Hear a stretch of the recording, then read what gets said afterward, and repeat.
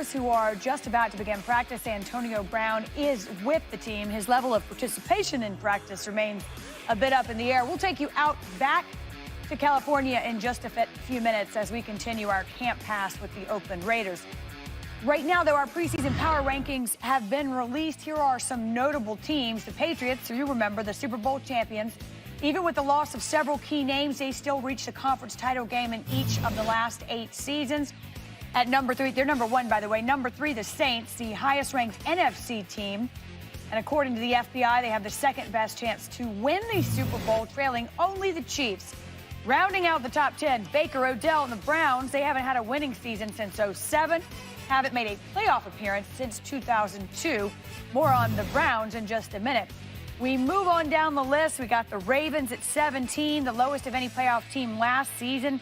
Baltimore hasn't made back-to-back playoff appearances to 2011 and 2012.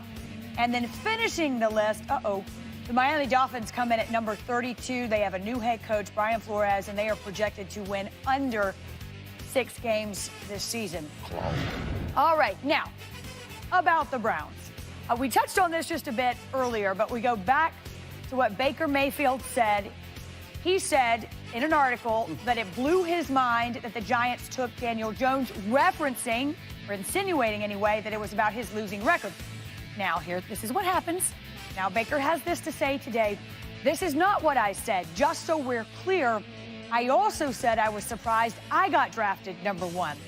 Then was talking about the flaws in evaluating quarterbacks.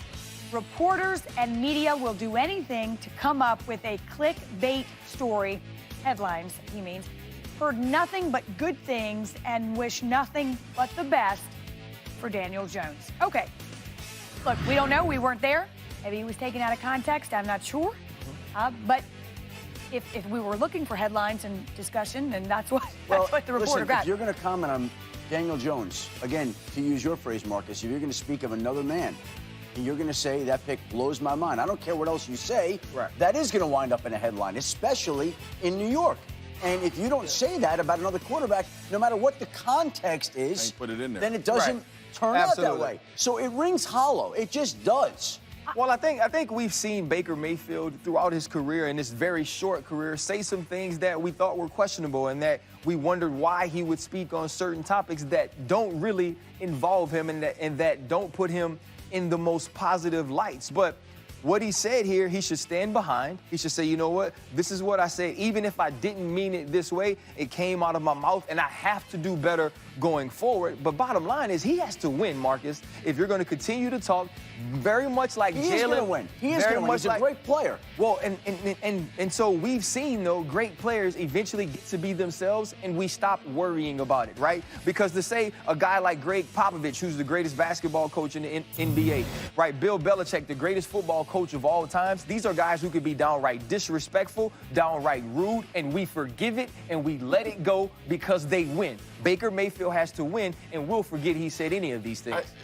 I agree with you, and I'm a big proponent of earning the ability to make comments on things, right? I don't care how good you are. You should never make a comment on any other player in the NFL if it's not a positive comment.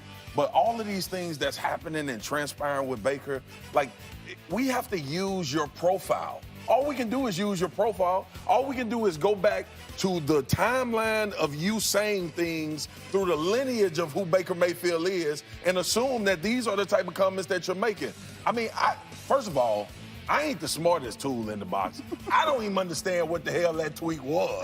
Let me say this. I think it's quite possible that he also said what he said. No, I am 100% sure I believe that as well. That he said, I think it's surprising I went number 1. I think correct. he commented No, on the I think the hard evaluation. part, the hard part about that but is, he also said without if he doesn't say you have to win, right? You got to win. If it's pertaining to the fact that Daniel Jones wasn't a winning quarterback at Duke, or is it that he doesn't think Daniel Jones will win going forward, it changes the narrative of you just saying it boggles the mind how they evaluate and pick quarterbacks. If you say, I didn't think I'd go 1, I can't believe Daniel Jones went 6, and then you can say, okay, I understand the conversation. I can't say when did Knicks you suck.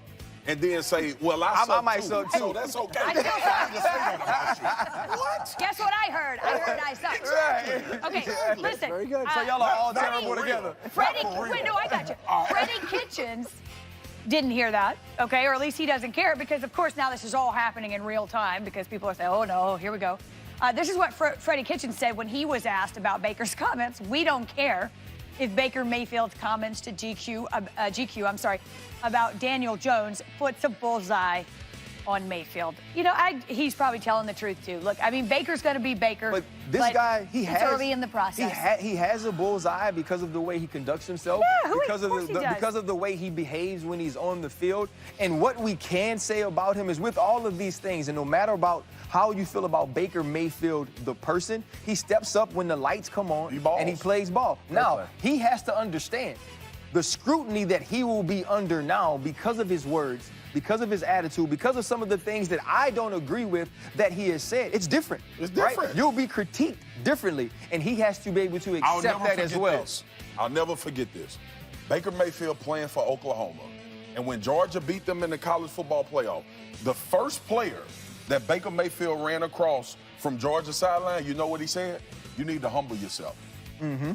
Who was that? That was the backer. The backer. But that, I'm telling you, there is a different level of respect from your peers when you jumping out here on these clips. He could not care about us talking about it. Right. Yeah. But when dudes around the league start saying, hey, man, you run your mouth too much, that's an issue. I don't care how good you are. Right. You know what's unfair? What's entirely unfair is these two teams don't play this year. They play in 2020. I want to see them play this time. Well, that'll give Daniel Jones time to take over this job. So it'll be. Fair enough. I don't All want right. this to see them play Eli. Okay, coming up on NFL Live, we will go back to Raiders camp with the question, of course, whether Antonio Brown will participate. We'll tell you the very latest with Brown and the helmet and all the drama coming up.